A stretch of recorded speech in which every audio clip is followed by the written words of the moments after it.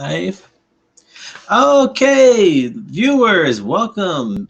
For some of you, welcome back to Lip Service. I am your host, Stas Jenkins. Once again, and for those of you who are joining us for the first time, Lip Service is the show that where we feature comics and we feature the independents, the uppercomers. Mainly because, first of all, they're the ones who need the most help. The big boys already got that apparatus in store, and they are pretty much already own most of the media outlets anyway. So, and being independents ourselves, we want to give our fellow people our colleagues in comics a leg up. Because if we don't, who will? And that's just the plain bottom line of it all. And because Stone Cold says so. So that's the reason why we do what we do here. Okay. And once again, this show is sponsored by C2E2, which comes up in April. And what day? Actually, that's the 24th through the 27th, right here in Chi-Town, or some people want to call it Chirac, you know, or Siberia, especially with all the snow that we've gotten over the last week. But that's where we're going to be. And hopefully we'll be there too, to talk about comics and show you and do tapings live. Was not live because they already got that through Twitch, but from tape delay, straight from Artist Alley, which is, meanwhile while Twitch is doing all the fancy smashy stuff, we're going to be in the trenches, as it were. Getting people like she giving you the showcase of other independents and up and comers. Okay, so, and also, if don't forget to like, subscribe us, and somewhere down the bottom there will be links to our upcoming guests and everything.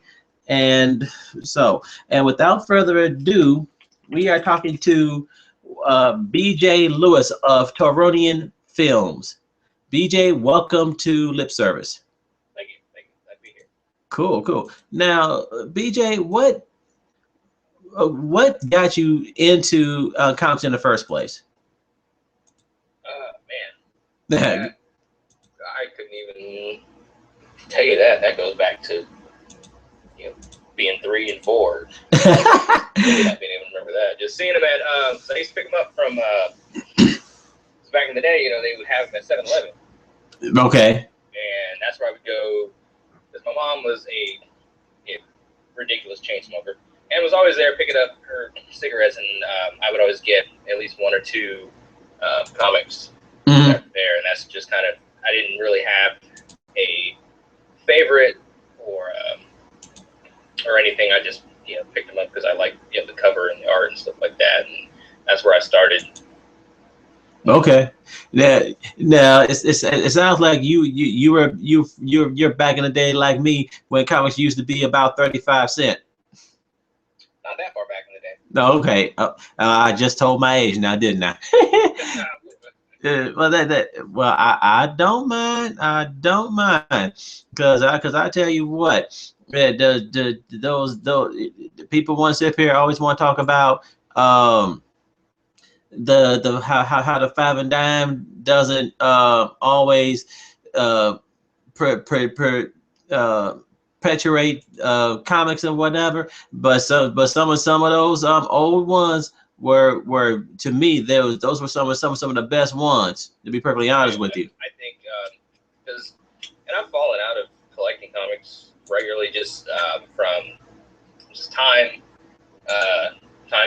consumption on other things, and just price, and just the stories. More than anything, the stories. I just get tired of it. It seems like there's an event every time you turn around. Yeah. These days, and, there'll be an event in January, and then an event comes along in February that retcons half the stuff that happened in January. Right. And I don't want to sit there and collect 50 different books to keep up with whatever's going on and all that nonsense. So. Yeah. And you hit on a very good point, because that's one of the things that I could truly say that has burnt out a whole bunch of readers, and it's not and for some strange reason, it seems to be the main premise behind why everybody, well, a good hunk of them have stopped reading comics, is because back in the day, there was this one great arc, and at that point in time, they thought it was a great idea that, hey, we can involve this book, that book, and prop up sales for this title, that title. And while it was all, yeah, so sometimes it actually did work out, but yeah, the cost of it all to try to keep up one story arc going through about 5 or 6 books. Yeah. So yeah, and for you viewers out there, yeah, I got caught up in that too.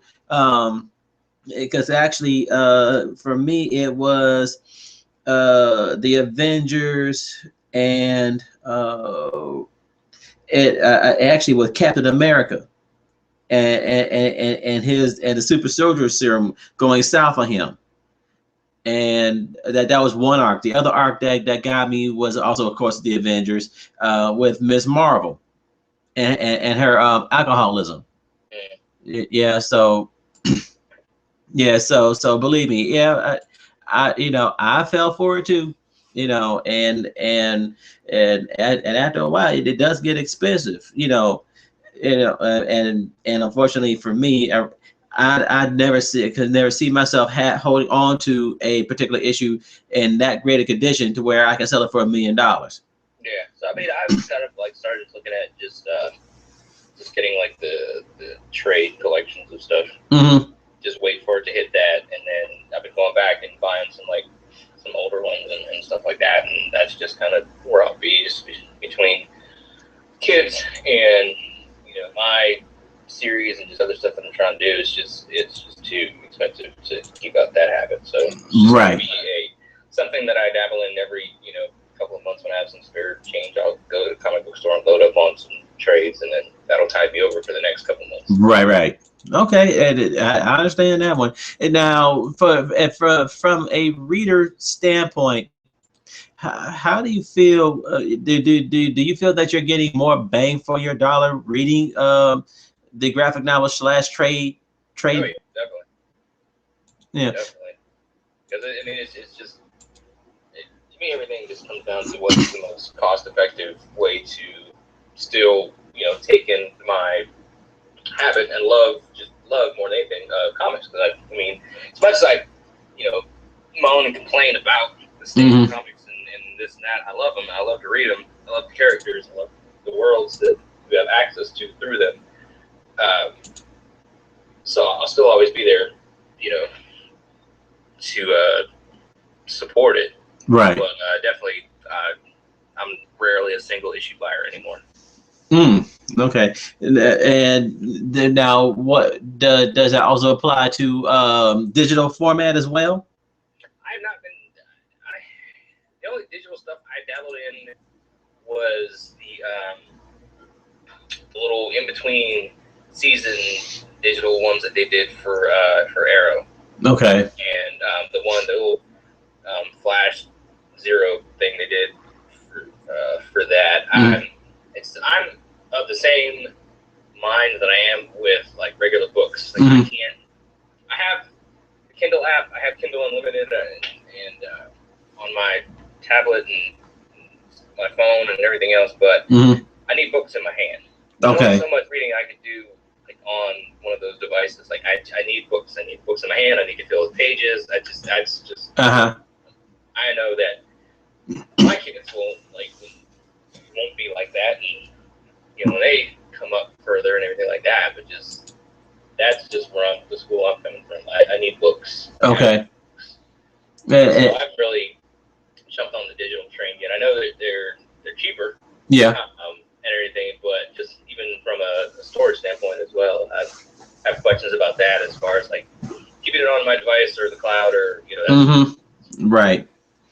Just give me books. Books. I don't blame you. I don't blame you. So from reading, from reading, what was the impetus that got you saying, okay, well, I'm not just going to be a reader anymore? What made you say, I want to actually produce and do all this?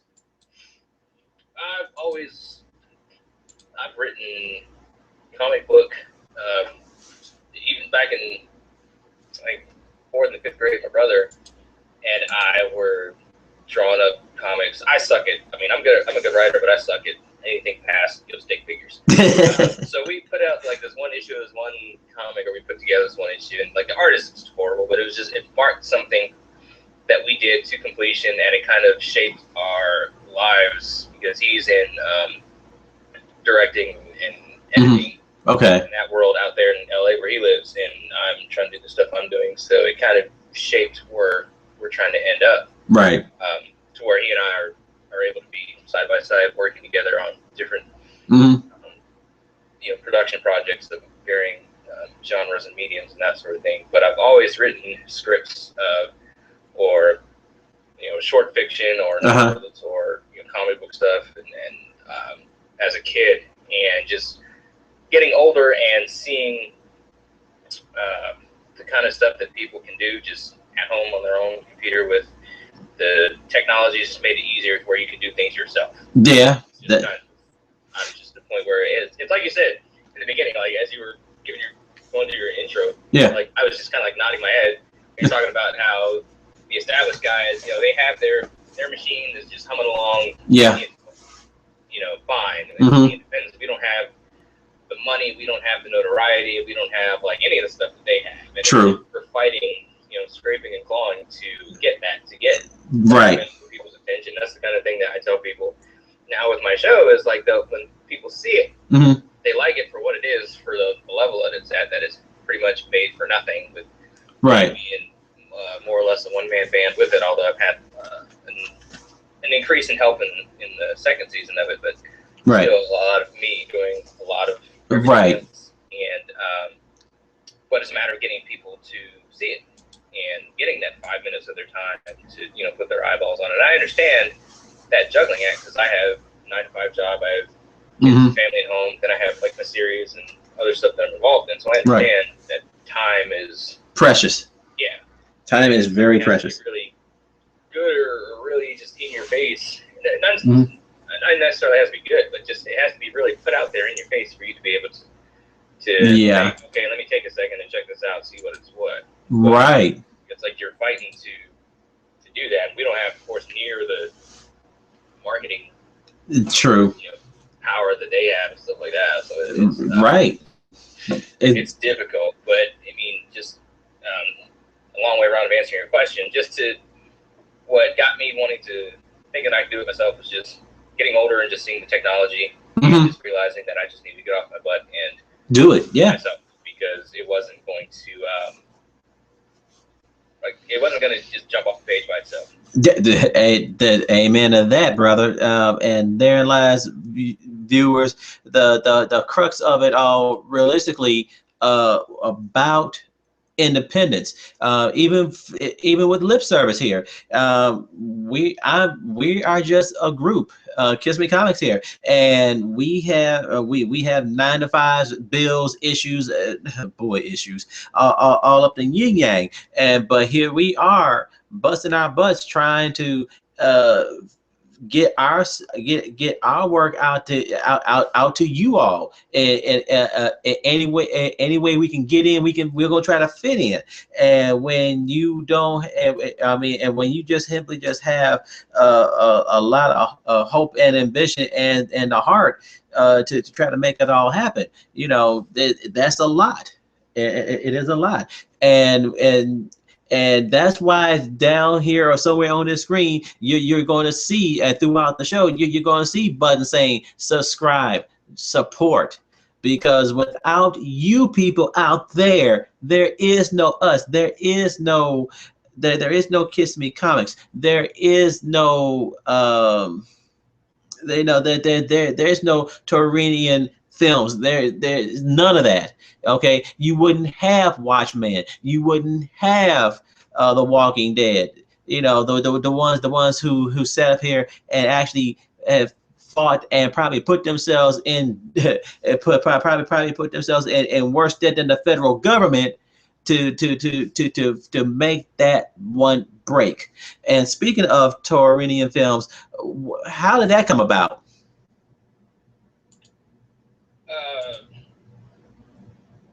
Just needed a name for my group, so I'm a Taurus, so I kind of went with that and figured that into the name. At this point, it's just myself and the web series that I'm currently working on, superhero web series, Party Girl, and then I have another, I guess, group or umbrella that I work under when I do stuff with my brother out in LA. Okay.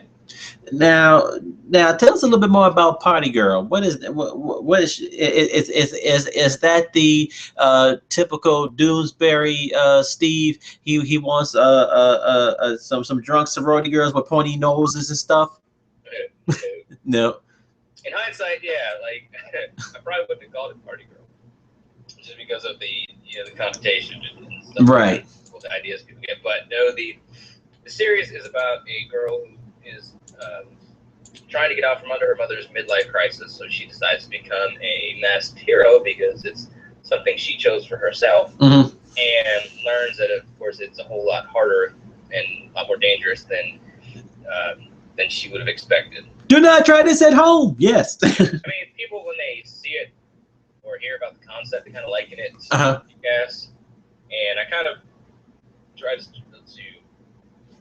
like, it's not agree with that comparison, but then I started to think about it, and I guess I kind of did. It's sort of in that vein as far as like the homemade hero sort of thing, but I mean, it doesn't have, it's a Kick-Ass that you can watch with like your kids or something, because there's not that over the top sex and violence and that sort of content and everything, because it deals with centered on a high school girl as the main character, and actually use actual teenagers for it, not 30-year-olds playing teenagers and that sort of thing. Okay.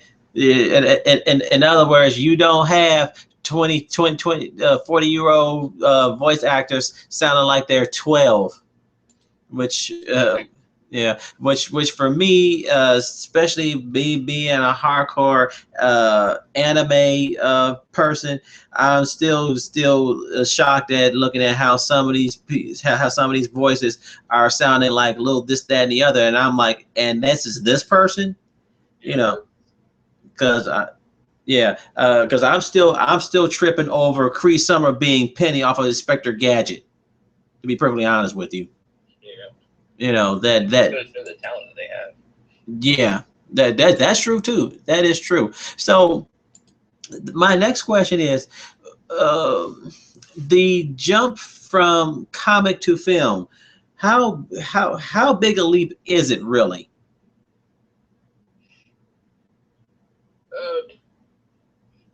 For me, it hasn't really been one, because Party Girl kind of started as a film, as a live action project off top.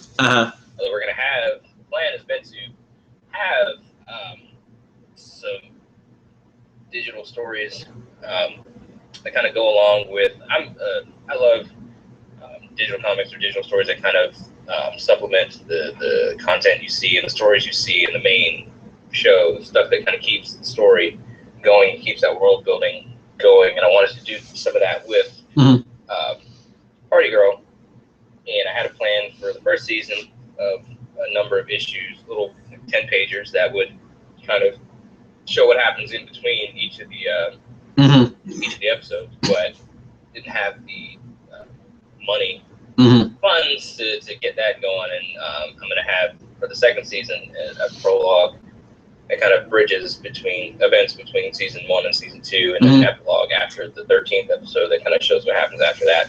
Okay. So there'll be some comics involved. Then if I get some more money, I have some other ideas, because again, I still want to do those sort of in between stories, like untold tales of Party Girl, that type of thing. Right.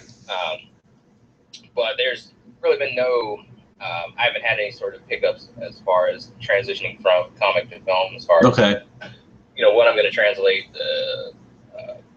what I'm going to, have to change, and because of what you can or can't do in a comic and stuff like that. It started off straight live action, so I haven't had to worry about any of that. Is that right? Okay. Now, it sounds like with you got everything pretty. You got the plan and a path pretty much made out. So my question is to you is this: it sounds like your model for all this is almost along the same lines of what Disney and the other rodent is starting to do with their properties now, with Marvel and DC, to where it's no longer about the books or anything like that. It's about the shows. It's about the movies, and the comics is more so just more about either added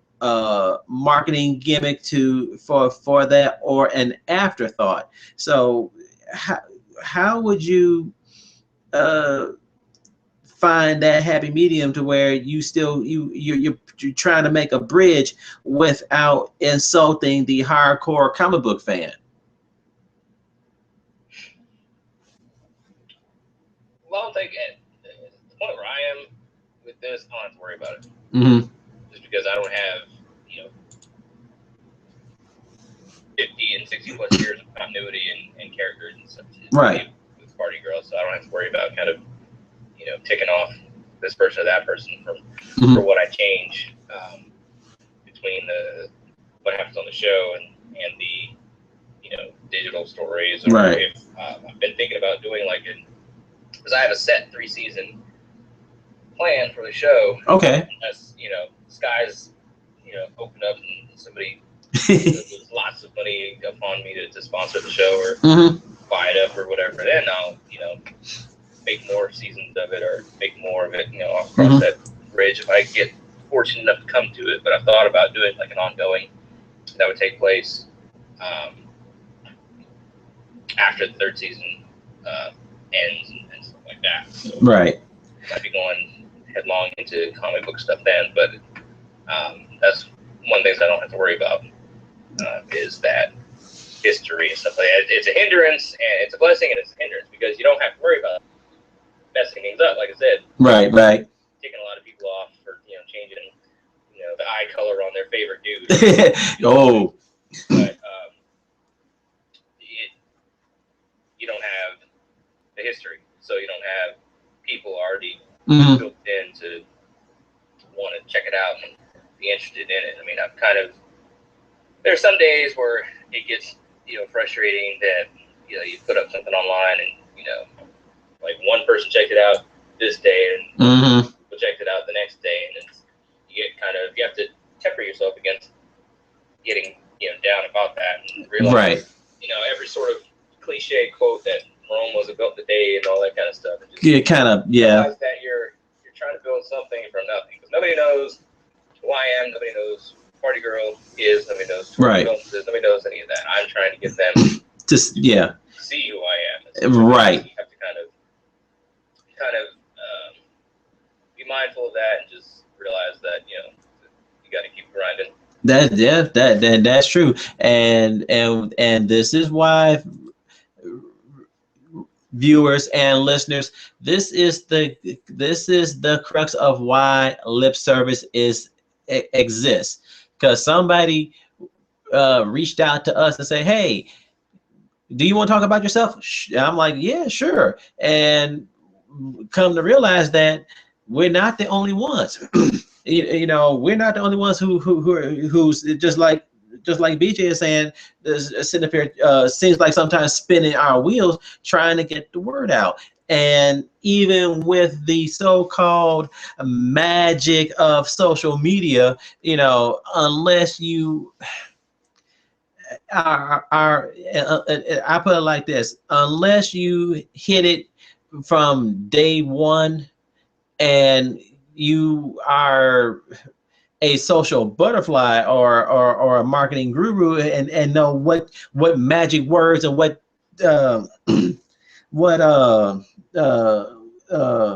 what's the word hype words to put sound bites. Better yet, what sound bites to give people is to make them go, ooh, I want to check.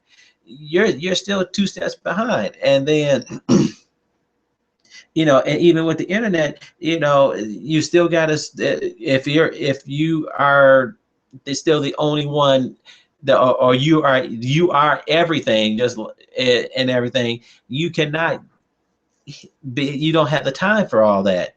And so for you, BJ, how long does it take you to produce one of your digital shorts?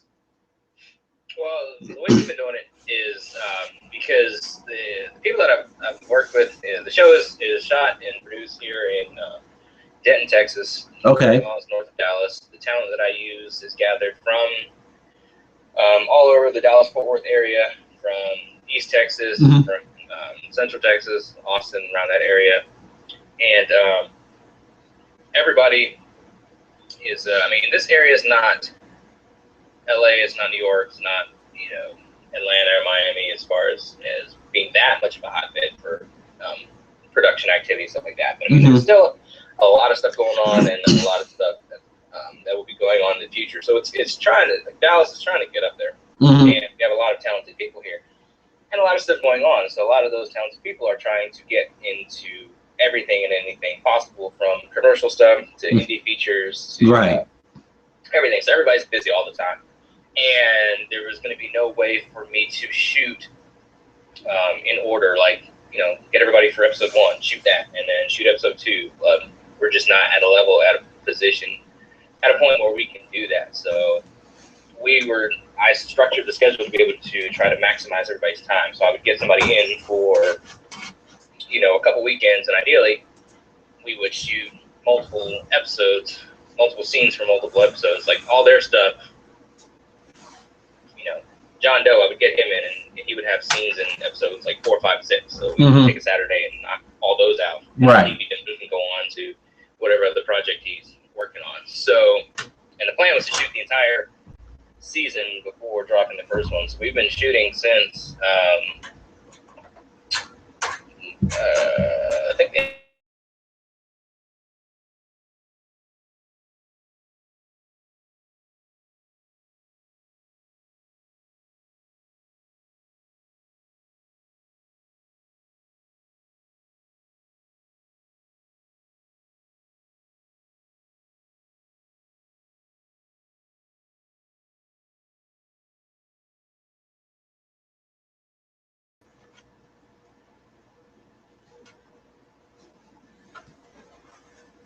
And we're experiencing issues.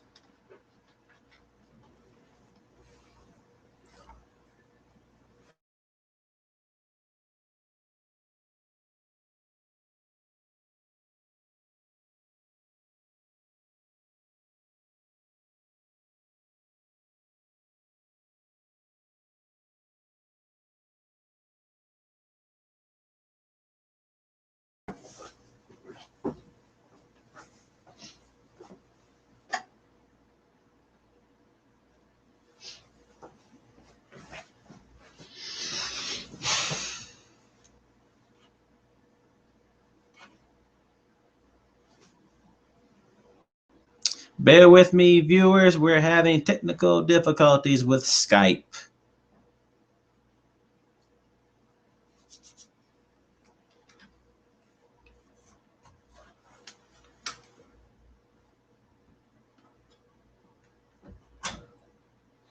And I seem to be having problems with my doggone mouse as well. Not a good thing.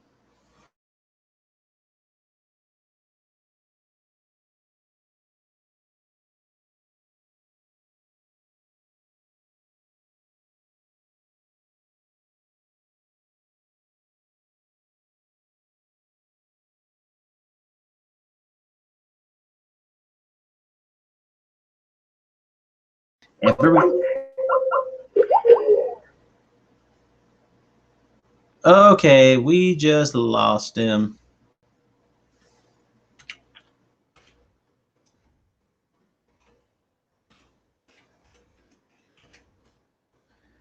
Okay, Now the show will go on. Give me one moment, viewers.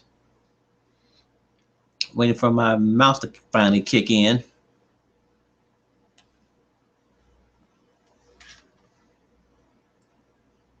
And why is my USB mouse not working?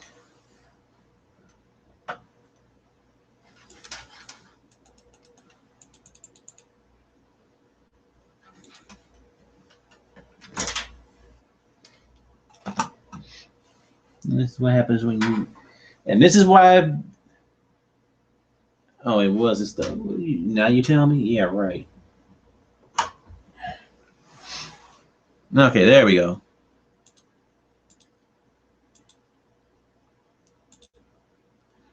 Okay, viewers, you bear with us one moment. We'll try to get BJ back here. So let's see.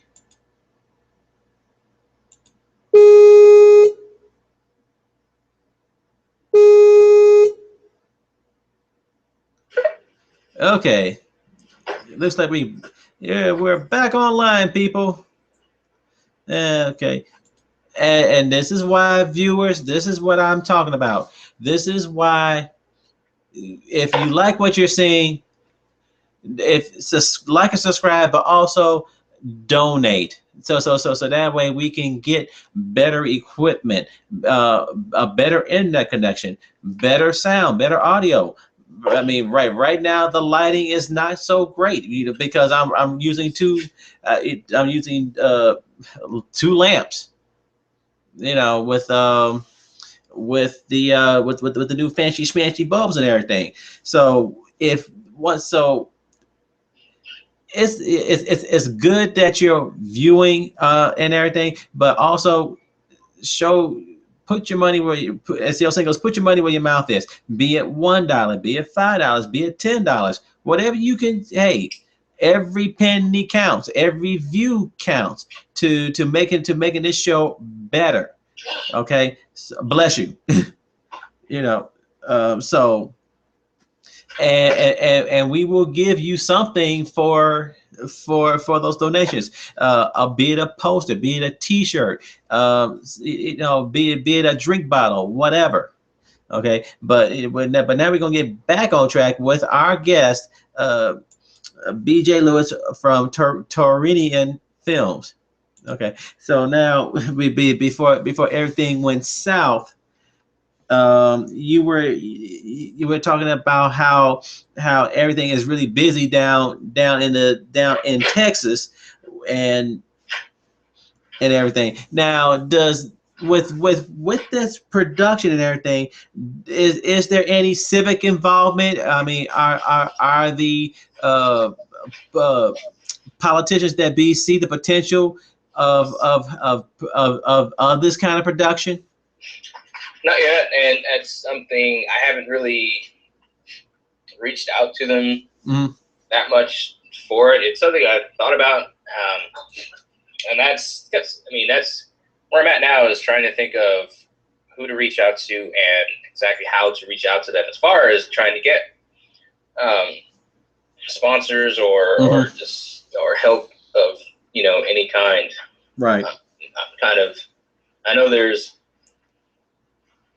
resources out there and people out there that do that. It's just I'm at a place where I'm trying to figure out what's the best way to reach those people. Right.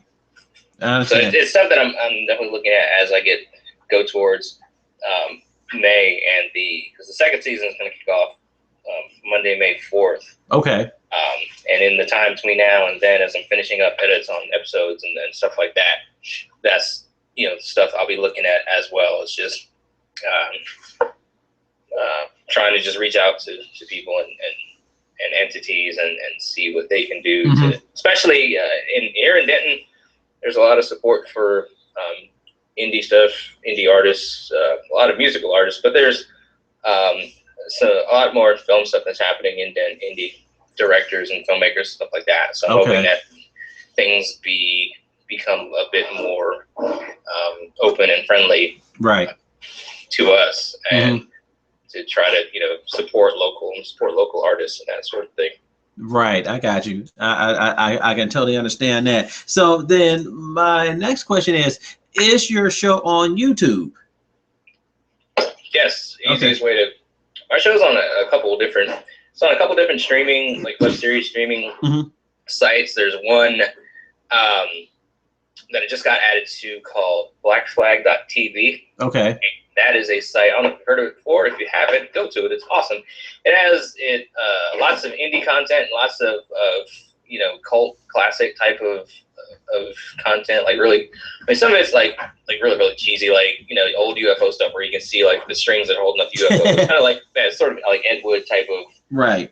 Stuff, but also a lot of indie content, movies, other web series, and things of that nature. So it's on there. It's on a few Roku channels. It's on the Unlock Television Roku channel, and then Maiden Comics Studios out of believe it or South Carolina. They just kicked off their premium service Roku channel called the Maiden Network, and the first season of Party Girl is on there. And then it's also on YouTube on my channel. The first season is, and then the second season will be as well as just pretty much every other place we can put it.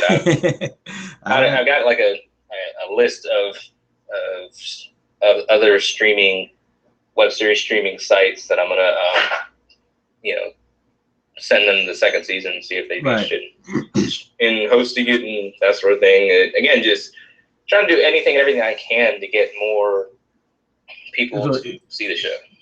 Exactly, and there lies, viewers and listeners. That's the name of the game. And this is one of the reasons why we're doing what we're doing. That the big boys have they've got the billions of dollars to throw to marketing firms and so on and so forth. For people like BJ, people like us, we have to do it the old-fashioned way, one viewer at a time, and it's hard, especially when the audience that you're trying to reach has been browbeaten so bad by the major by the major marketing apparatus, to where the slightest little thing somebody you see that as a marketing, it is they pretty much lock up tighter than a constipated elephant. Even just from just an acceptance standpoint, you're fighting an uphill battle as well, because it's like my Party Girl is a superhero, story. When you hear a superhero, you think first things first. You think because of the history, because it's ingrained in our culture. You think Marvel and DC. Right. Find out it's not, then it's like you got to fight that sort of. Yes. Somebody. Is it a Marvel DC comic? You're like, no, and then they're like, oh, yes. You got to fight past that. And get them interested beyond that. Right. Another uphill battle. That's true, and it's funny that you mentioned that, because with some of our colleagues here, within the independent comic scene, I got into a little debate about that. I'm like, why a lot of sayings I was saying, why are we even calling our work comics? Because soon as it's one of the first things you see, and one of the built-in images that they have done, and they've had 60 years to do this, soon as you say the word comic or comic book, one of the first things that people say is Batman, Spider-Man, boom. And I'm like, okay, then just like you said, then you got to try to get past all the instant past all that. Now, granted, things with internet and everything has kind of changed that, but to the non-comic book reader and whatnot, if you're trying to reach out to that person, that's the stigma that you already have, and that's one of the reasons why for us, and some people don't like it, but when Kids Comics first launched, we were calling our work graphic adventures, just knowing, and even for ourselves, when growing up, one of the first things you said comic book, that's one of the first things I remember grabbing. Spider-Man, Daredevil, all that. It wasn't until after many years that I finally said, well, there's somebody else out there. And then really, to be perfectly honest with you out there in our virtual studio audience, it wasn't until literally I started doing this with Kiss Me Comics. I'm all of a sudden going to a convention, I'm looking, I'm like, wow. And all of a sudden, all of a sudden it's like the sky's probably open. I'm like, there's more content out here. Yeah. You know, and so which kind of brings me to this question for you. Okay, I mean, yeah, you already know the the uh, hill you have to climb in order to get people to even look at you. So, what have you learned from I had to say it this way, from a marketing standpoint, how, to try to change the mindset or the perception? Well, having a definitely having a clear, concise marketing plan is necessary to really drill down how you're going to go about trying to reach all those people, because the audience is out there. I mean, there are billions of people on the planet. You can find a ton of them that are going to like your content that you're giving, as long as it's good. And I feel that mine is, as any creator should. Right. But just having a clear plan, this process has taught me, to have that in mind, and just realize that you have to apply different tactics to different methods, be it social media, or be it in person, or trying to get businesses and stuff involved in what you're doing, and trying to help promote your show or your projects. I mean, it could be a show, it could be a movie, whatever you're doing. You just have to have a plan for each method that you're going to go about trying to reach people. That's the biggest lesson that I've learned, and still learning. A lot of this is, learning process. Right. And that's really the whole crux of the situation now. But it sounds like you have multiple streams going. So my next question is, with that, how do you because I asked our previous guest this exact same question. So how, with all this going on, how do you know when you are getting the hits or the views necessary to say, okay, this works, that doesn't work? You're either getting views or you're not. Okay. Pretty much like what it boils down to.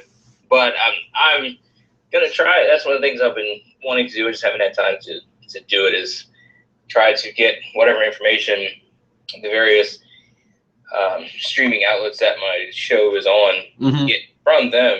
If they keep track of that sort of thing, just numbers on it, to kind of figure out how many people are, paying attention to it, stuff like that. Just to see how it's doing and everything. Okay, but then that makes a lot of sense, because it's funny that you mentioned that, because Google definitely has that apparatus, and boy, and I know for myself, I'm sitting here looking at the numbers, and I'm like, and so some days I'm just like, why are we doing this? And then the part that's kind of frustrating is, and I'm putting it out there on blast right now, to especially to certain ones, Dale and Tim. I ain't gonna mention no last names, but your shows. You put it out there saying, okay, you're doing hey, we can help you do X, Y, Z. We need you to see this, thus, and so. Well, you know what? I reached out, and I'm like, okay, granted, everything for me is not perfect. However, if you sat back and actually looked at what I was trying to do, you would see that almost every week I am recording, I am producing this, thus, and so. Okay, and unfortunately, no, I don't have umpteen shows queued up or whatever. Hey, unfortunately, I'm not a famous YouTube person to where I've got thousands of dollars coming in. Okay, so and these people who sit up here and put up these videos, and they make it sound so easy, and and it is not. Okay, especially when they say, oh, well, all you gotta do is do this, this, and so, and you're right up there, or people will find you. No, if you're true school independent, it is one viewer, one reader at a time. Even with social media, and that's the point. And then the part that irks me sometimes is that it seems to me sometimes they cherry pick. Well, you know what, for people like you, for people like us, we can't afford to cherry pick. We don't. If we sit up here and put it out there and say, to the best of our ability and to the best of our equipment, here it is. And the thing of it all is this, viewers and listeners, this is why I say here, subscribe, donate, don't, watch BJ, watch us, read us. For every little bit that you give to them, every little bit that you put into it is that seed. And more importantly, once you're done, open your mouths, share it with others, put it on your Facebook page, put it on Instagram, put it wherever your our social whatever. Put it out there. Put down the links. So then that way other people, it's the old shampoo commercial. You tell two friends, they tell two friends, and so on and so on and so on. But if you don't open your mouths, first of all, if you don't give it a chance to view it with an open mind, and then two, once you do see it, put it out there, and just put it out there and let somebody else form their opinion. Well, of course, and sometimes, yes, somebody is going to say, well, what did you think about it? Give your opinion, but at the same time, try to be non-judgmental about what you're viewing.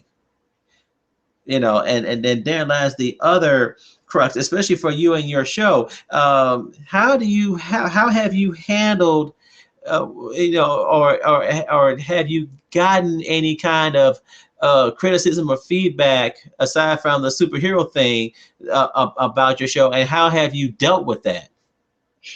The biggest criticism that we got for the first season was the audio, because it's pretty much me writing, directing, filming, editing, everything else and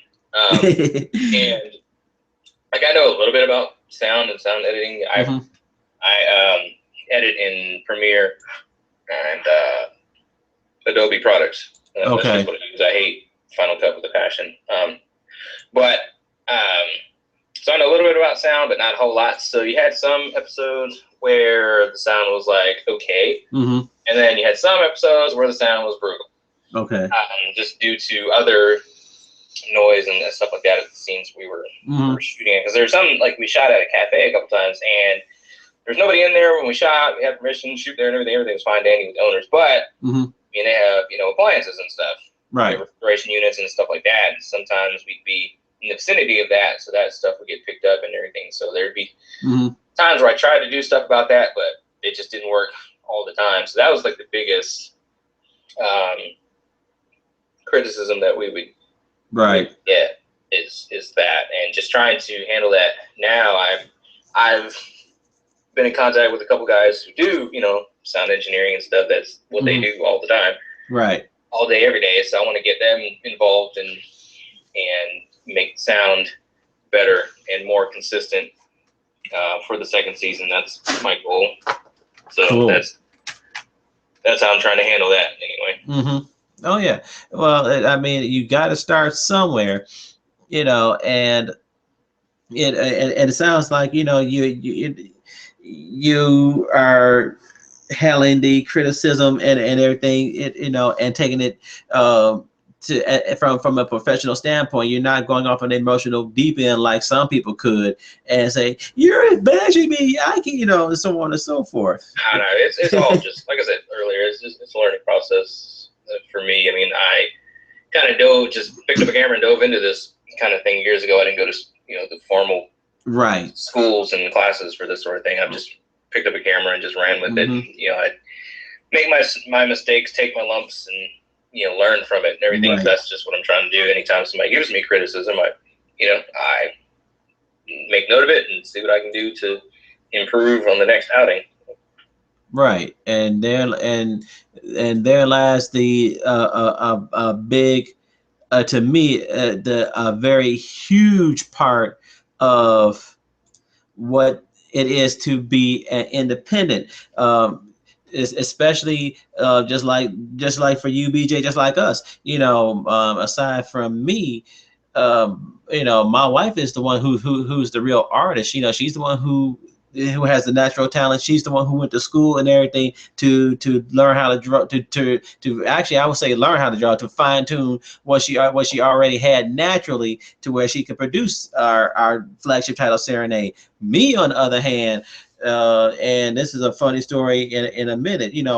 I drew stick figures, even I drew. What little bit I can do now, I've come a long way from stick figures. And when I used to do the page layouts for my wife with the stick figures, she had to look at me like, what the hell is this? Literally, she's like, Rod, I need more. And I'm like, I can't do more, but in order for us to get those early issues of my title out, I had to learn, and the thing of it all, our virtual audience, we got to come up with a name for our audience. So you know what? How about this, y'all? Right here, right now, create a name for our little group here. And no, I'm not want to hear no weird wrestling, weird wrestling groups or anything like that. Now I don't want to hear the New World Order or the Association or something like that. Something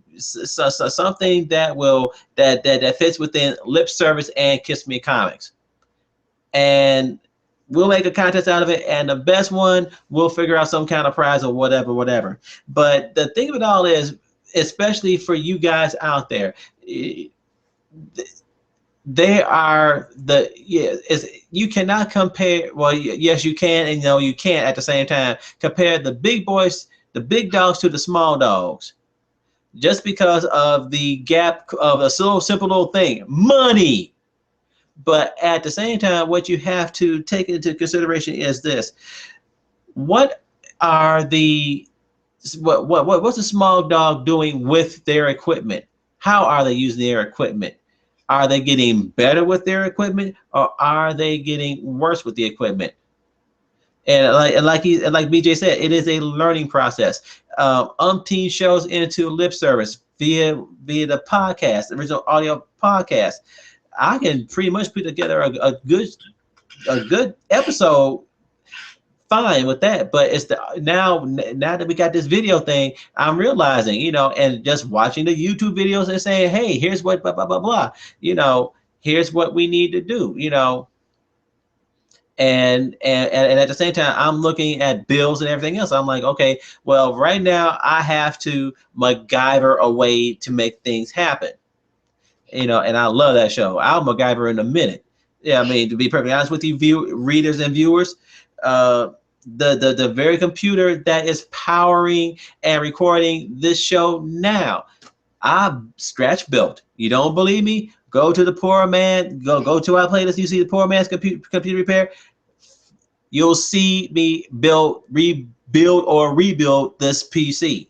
In fact, it reminds me, I gotta finish that off to show you the cost effectiveness of all this.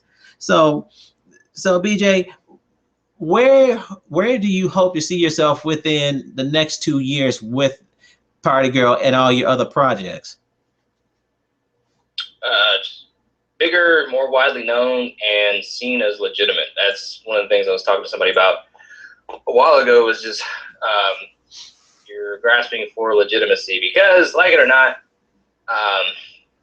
being indie carries that can in some cases carry with it a negative stigma. This is true. And I just want to be seen as legitimate, and my show, my current show, Party Girl, and just anything else that I produce, I want it to be given a chance and just seen as legitimate and able to stand tall against, side by side with anything else out there that's similar similar to it. Right. And it's funny that you mentioned legitimacy, especially from especially from an independent standpoint. And this is one of my gripes, and I'm going to revisit this rant that the big boys, and I'm not saying all of them, but the major two, and especially major one with this old crusty butt who his own company booted out, Stan Lee, has spent the last 60 years saying that the independents or anything below this level is garbage. And that has been one of the main tools for marketing. They always want to say, hey, here is Scotch toilet tissue.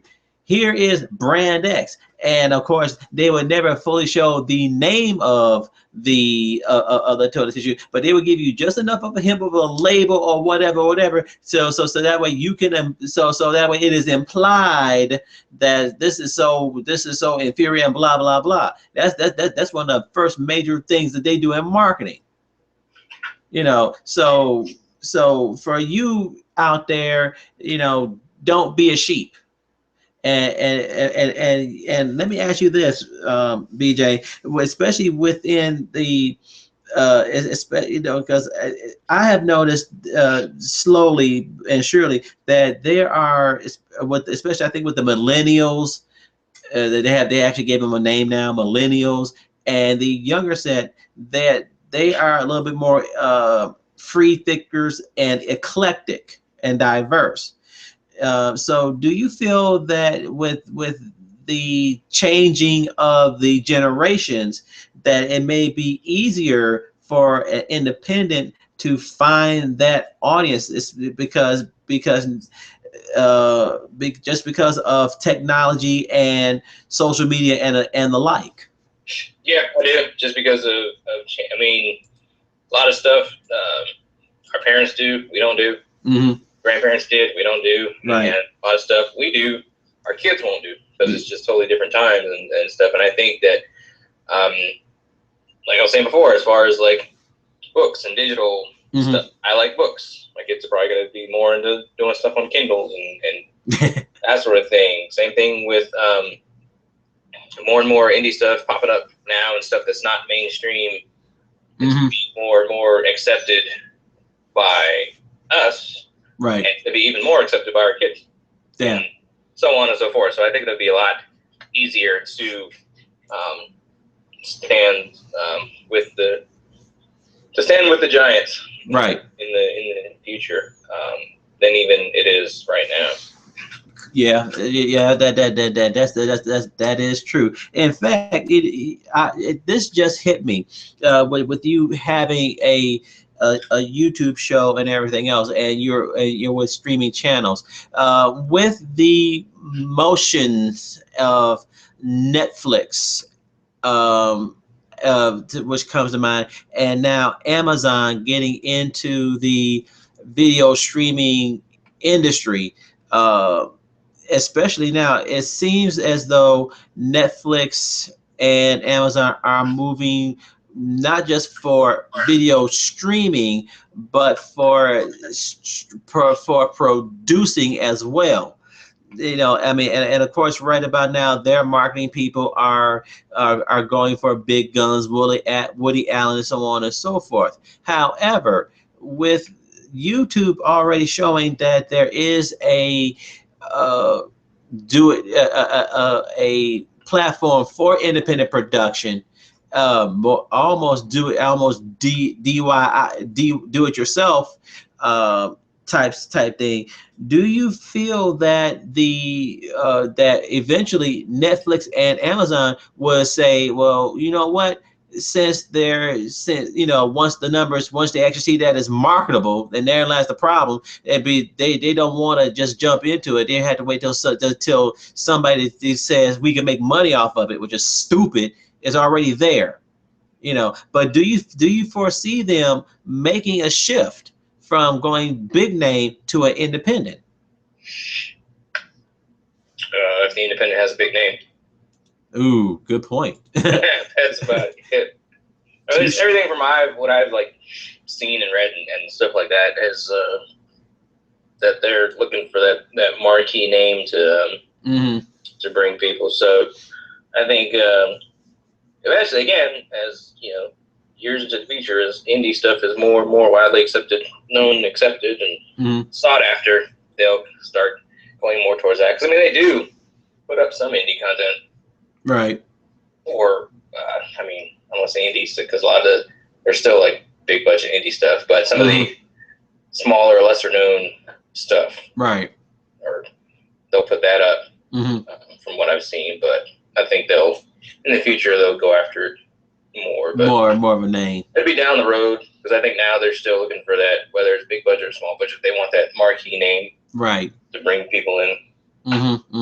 Right. Yeah. Which is like I said, they're still going for the marketability. Okay, but we get ready to wrap this up.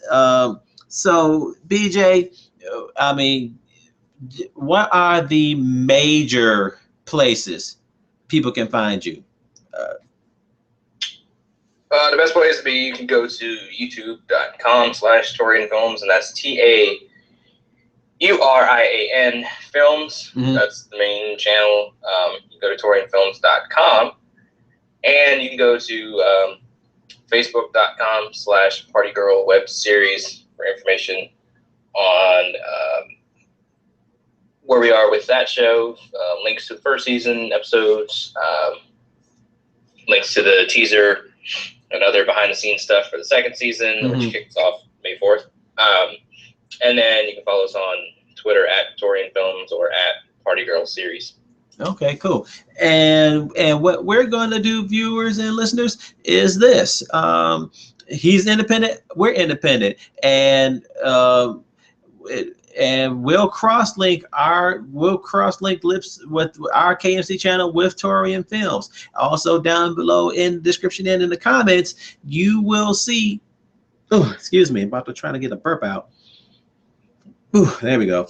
You will see the links and everything to cross-reference. And as always. And this is a perfect example of what lip service is all about. And this is why just about in every episode I say, look, give the independents a chance. They may be a diamond in the rough, but with a little polishing, with a little experience, that it's a diamond nonetheless, and it has value. So before you just simply just go, it's an independent, it's not this, it's not that.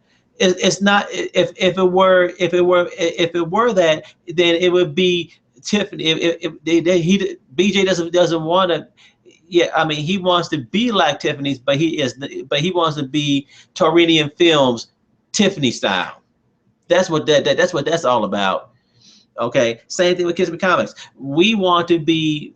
Do we want to be as big as Marvel and DC? Yes, we do. Do we want to be exactly like them? No.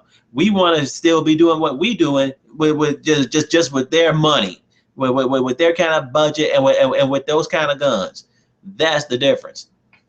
But as always, keep an open mind. Try it. You might like it, and it doesn't hurt to try. What's a few minutes of your? If you can't spare 2 minutes or 2 seconds, Well, you know what? I mean, I'll tell you like this.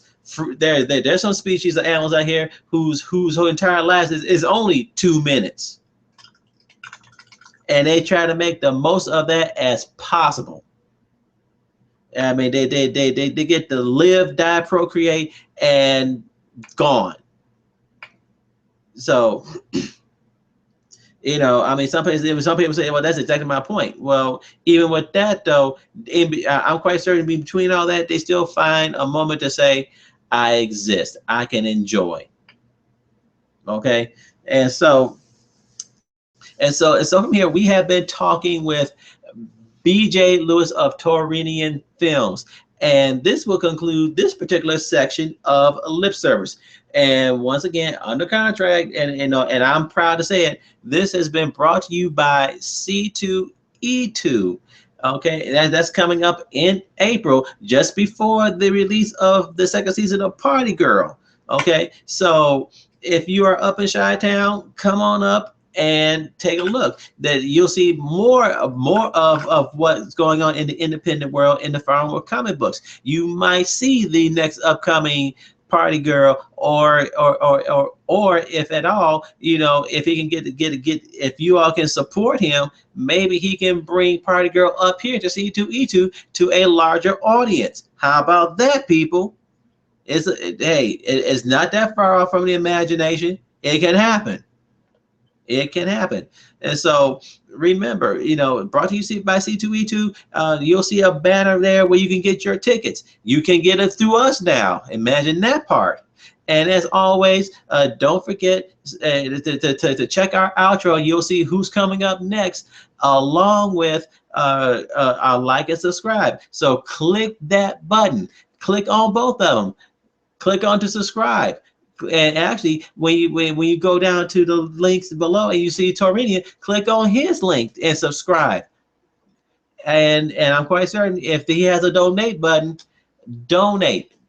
Be it $1, be it $5, it will go towards bigger and better things.